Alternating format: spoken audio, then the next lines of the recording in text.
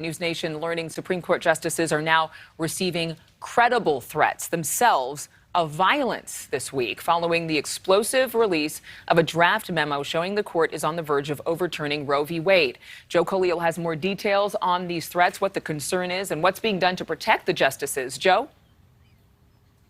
Yeah, well, first, you got the big fence up, Adrienne, and this is not the small gate, but this is the big security fence that went up around the Capitol, after January 6th, and keeping people much farther away from the court than what usually they would be able to be at. This is by the Supreme Court marshal. We're also hearing from senators, as you mentioned, that, yes, some of the Supreme Court justices have gotten threats. And we talked to one retired protective service agent who tells us that the marshals have to consider whoever leaked the opinion also a threat from the inside to these justices as well. Yeah, obviously your adrenaline starts to get pumped up. Todd Keel still remembers what it was like when the person he was hired to protect gets credible threats to their lives. You understand the risks that you might be facing. It was one of his first thoughts after the bombshell Supreme Court draft opinion ending Roe v. Wade protections was leaked. And at least two senators confirmed this week some justices have received real threats.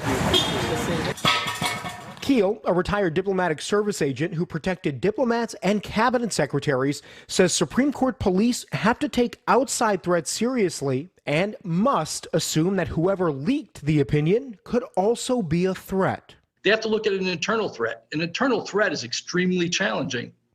Potentially an internal threat is coming from someone who has access, someone who has an ID badge, someone who can get close to the justices. Provide protective details for the judges and their families who've already been threatened with violence. Republican John Cornyn and Democrat Chris Coons introduced a bill to provide more police resources and round-the-clock security for the 9 justices and their families at work and at home, given the heightened threat level. And it's not just an attack against the independence of the judiciary. This risks violence against members of the Supreme Court and their families.